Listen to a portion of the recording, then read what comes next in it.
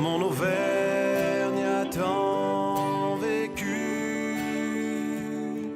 mon Auvergne a tant vécu.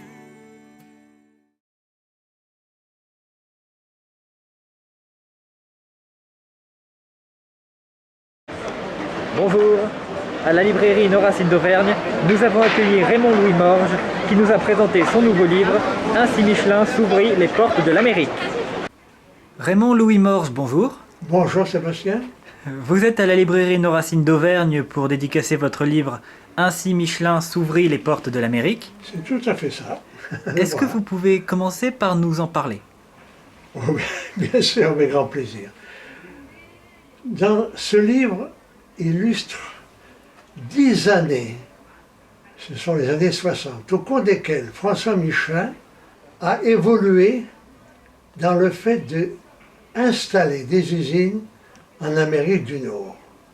Au début, il ne voulait pas en entendre parler.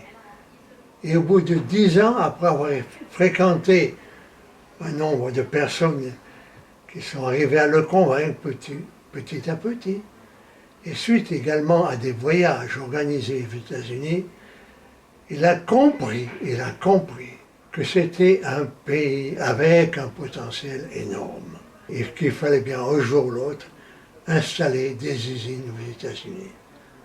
Donc ce livre relate cette période de 10 ans où François a hésité et a ensuite accepté, grâce à un certain nombre de personnes qui ont fait en fait de le convaincre et surtout de faire progresser les ventes aux États-Unis à un tel point que le patron de la place des Carmes a dit oui, il faut y aller industriellement. Voilà, c'est le compte rendu, le résumé.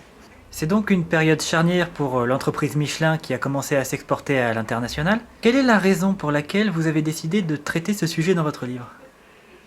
Parce que ce dernier livre est la suite de 3 livres précédents qui étaient pour moi un devoir de mémoire. J'ai donc écrit sur l'origine de Michelin, son développement en France et à l'étranger ensuite, et celui-ci, pour moi, la clôture de l'histoire Michelin, car dans celui-ci, on arrive à ce fameux développement de l'entreprise qui a représenté un bond en avant, sur le plan industriel, j'entends. Et c'est important, les États-Unis représentent 38% du chiffre d'affaires Michelin dans le monde.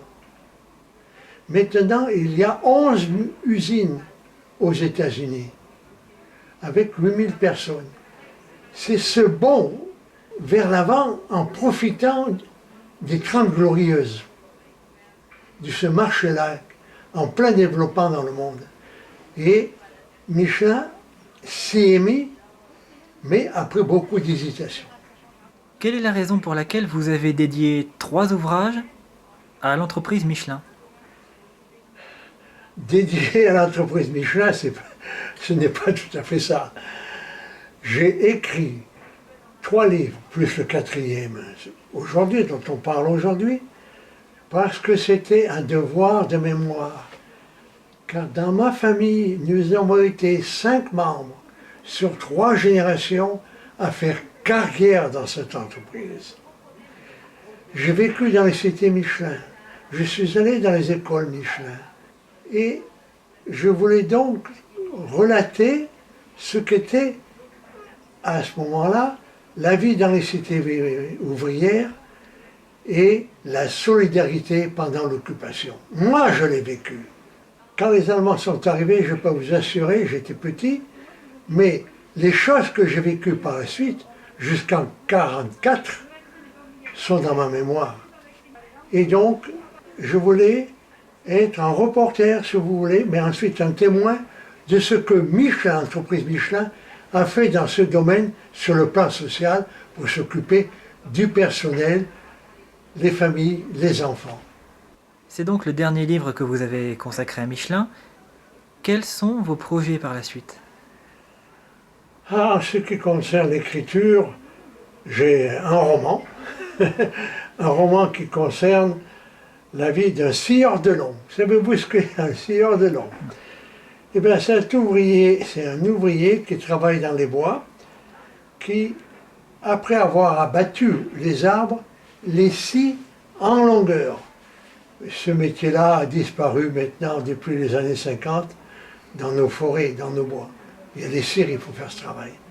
Alors je raconte les péripéties de la vie d'un de ces travailleurs, habitant dans les bois, avec beaucoup de courage, l'hiver, avec le gel, la neige, il n'arrêtait pas d'abattre des arbres, et celui-ci, entre autres, a travaillé en Lorraine pour former des poutres, des planches destinées aux galeries des mines de charbon.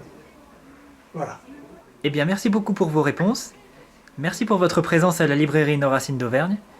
Nous espérons pouvoir vous revoir parmi nous, peut-être pour la dédicace de votre futur roman. Et en attendant, nous vous souhaitons une bonne continuation et une bonne journée. Je vous remercie. Je vous remercie. Je suis né sur cette terre, ce pays dont je reste si fier, la patrie de mon père, de ma mère, je la garde au fond de moi.